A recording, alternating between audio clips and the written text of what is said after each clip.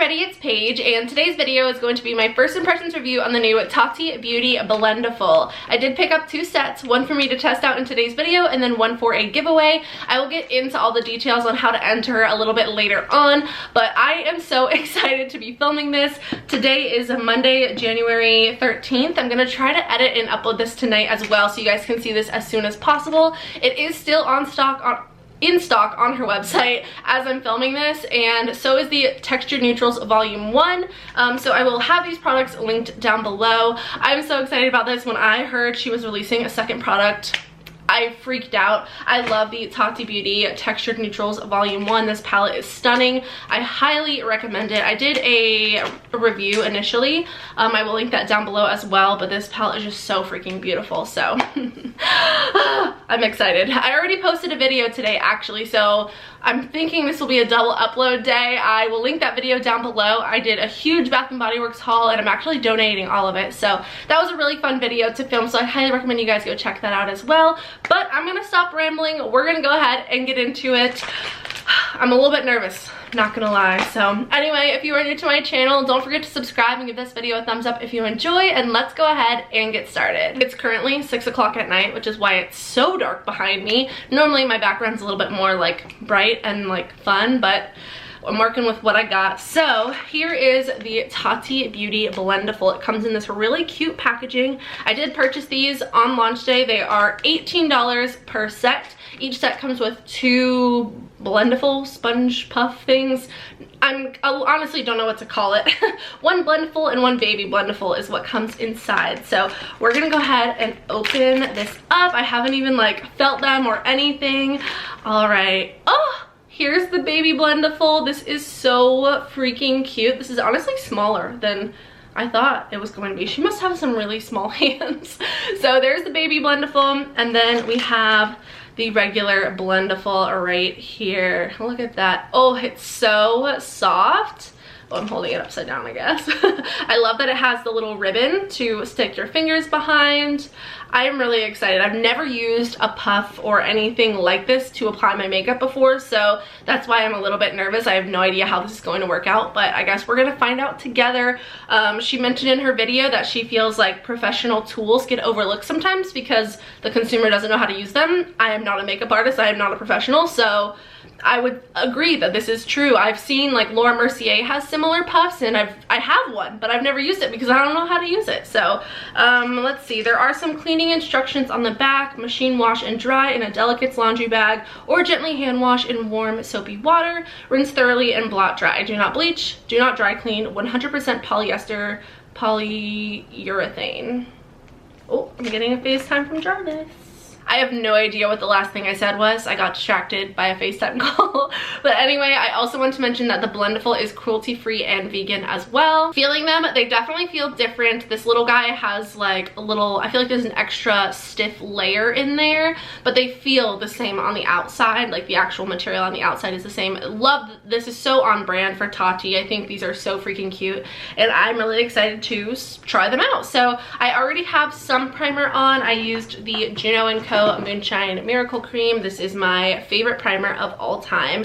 She mentioned that this is a great product to apply a pore filling primer, so I did apply this to like the perimeter of my face, but I'm gonna go in with a pore filling primer around, you know, the T-zone area, and I'm actually going in with the Tarte Timeless Smoothing Primer Base. This is a product that I actually purchased because of Tati. She loves this. I've used this primer several times. The first time I used it, I used way too much of it, and the foundation would not like stick to this area, so just like be conscious of how much you're using. I'm gonna go ahead and get it out with my nail and just kind of like apply it like here and here. All right, so here we go. This is very interesting. I can like, it's so soft, like, Now I'm just going in with a little bit more on the forehead. It definitely doesn't have any like pulling or tugging on my skin, so it feels very gentle and nice.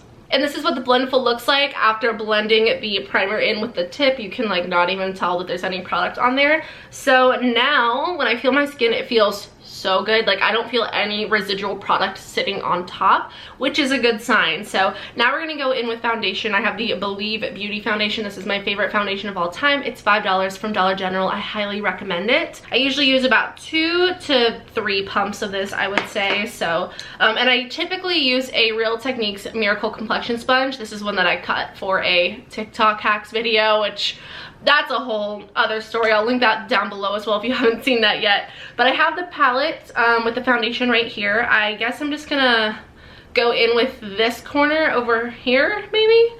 And I'm just gonna dip it right onto the Blendiful. This feels wrong. Like I feel like this is wrong. Like I should not be putting liquid on like a cloth. I don't know if I'm supposed to dab or like drag. I don't know. I'm gonna try this like dabbing motion and I'm gonna see how this goes. I feel like it keeps like shedding onto my skin. I'm gonna like zoom you guys in like a lot, and you can see right here this little like fiber from the Blendiful. That's the second little fiber I've noticed. But I will say you probably should wash this before you use it. That's just like a general rule of thumb, like, you know, wash things before you use them. But you know, this is a little bit time sensitive. Yeah, you see all this, here's another one. It just keeps like shedding. Oh, it's all over my face. Here, here, and here. She said you can use this for cream and powder products, or you can just use this to touch up throughout the day. So I like the idea of being able to bring the little mini with me and like touch up my like T-zone when I get really oily, because I do have very oily skin. Got some more shedding. Okay, so this is what 3 pumps of my Believe Beauty foundation looks like. I gotta say, my skin looks bad. You can still see like all of these breakouts, and my skin tone just doesn't look very even whatsoever. I used primers that I always use, so I know it's not the primer, it's definitely the mode of application. I don't know. I guess I'm just gonna go in with more product. I'm just gonna try to work with this, build it up some. It's definitely taking a lot longer to try to blend out with this than say my Real Techniques sponge. But I definitely want to give this a fair shot. So I'm going in with 2 more pumps of foundation on my palette here, and we're gonna go back in. This is just shedding so bad. I'm gonna zoom you guys in one more time. I don't want to like dwell on the fact that it's shedding, but I just want you to see like what I'm seeing. All right, so I turned down the brightness on my ring light, and I just want to show you like right here, there's some fibers here, here, here, here, and they're like getting embedded into the foundation because I'm like pressing on top of it. So I mean, I would just say the way to solve that would be to wash it before you use it. I guess I'm being repetitive, but it's like really annoying because I have to like go in and like pick out all the little fibers. I don't know if you can really tell how like patchy my foundation looks right here. I've used this primer with this foundation before and I haven't had any issues, but it just looks uneven, and it like every time I like go back into like press, it like moves the product and it's like sliding around. Okay, so I'm not giving up hope yet. I'm sorry that the lighting is so weird right now. I don't know what else to do because I'm filming at night. I turned my bedroom light on, like my big chandelier, so hopefully that helped, but I don't really know. I just feel like everything looks very gray. But anyway, I'm gonna just move on to concealer. So for concealer, I'm going in with the Benefit Boing Cakeless Concealer. I love this product so much.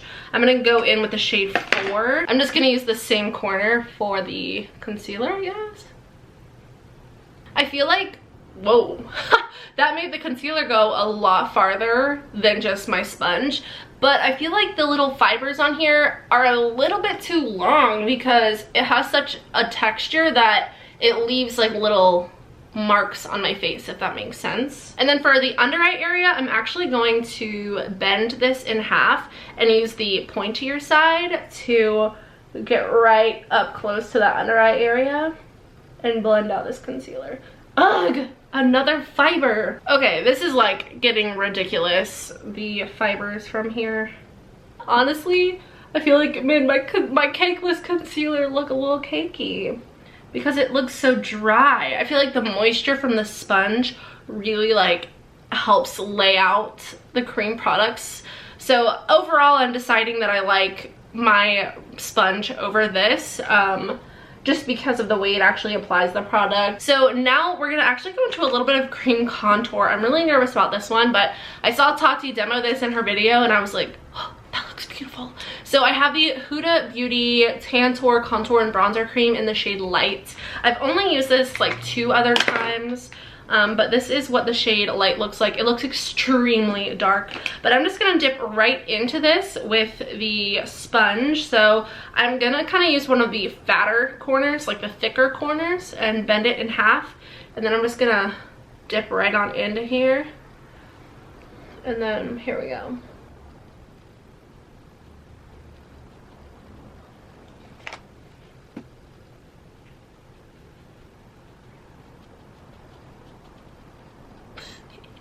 Oh my god. Okay, well, we're gonna try something a little different. I'm gonna go back in with more of that product, and I'm really like swirling it in there, and then I'm just gonna like dab it onto the back of my hand here, and then we're gonna, oh frick, okay, well, here goes nothing. She just blended her bronzer out so, oh no. Oh no. You know that like video, or like it's like a, I don't know what it is, where it's someone saying like, oh no, oh no, and then he starts like laughing? I feel like that should be playing right now. This is horrendous. This is absolutely horrendous. I'm going in with the bling brushes, what is this, an F2, to try to like blend this out a little bit better. Oh my word. Now I'm going back in with some more foundation just to like clean up the underneath because it blended way too far down. Alright, so it looks a million times better with the bling brushes blending it out than the Blendiful. But it still doesn't look that great, so I don't know, maybe this product just doesn't, I don't even know what to do anymore. I did go in with the F2 and just like go and bronze the forehead. And it could be that this product just applies better with a brush. That's just how it is sometimes. But I was excited to try out a cream bronzer because I saw her demo it in her video. So I guess I just gotta figure out which one she's using and try that next time. Now we're gonna go in with some powder. For powder, I'm gonna use the this one, Jeffree Star Magic Powder. I have mine in the shade Beige. This is my favorite powder ever. It's so freaking good. I'm gonna take our unused corner of the sponge and kind of, or not sponge, Blendiful, and kind of bend that a little bit so that I can dip directly into the powder, like so, and then start baking.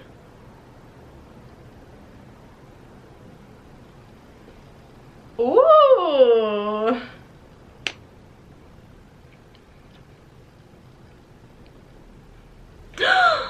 No! Frick. Ugh. I was in my nose. I gotta say, I love this for baking. This is incredible. Usually I use my sponge to bake. I know I look a little crazy right now, but usually I use my sponge to bake my T-zone, and then I go in with the bling brushes F1 and just like dust the powder over the rest of my face, and I love the way that this lays down the bake so much better than my sponge. All right, so when I'm looking at my skin, I gotta say everything just looks really dry.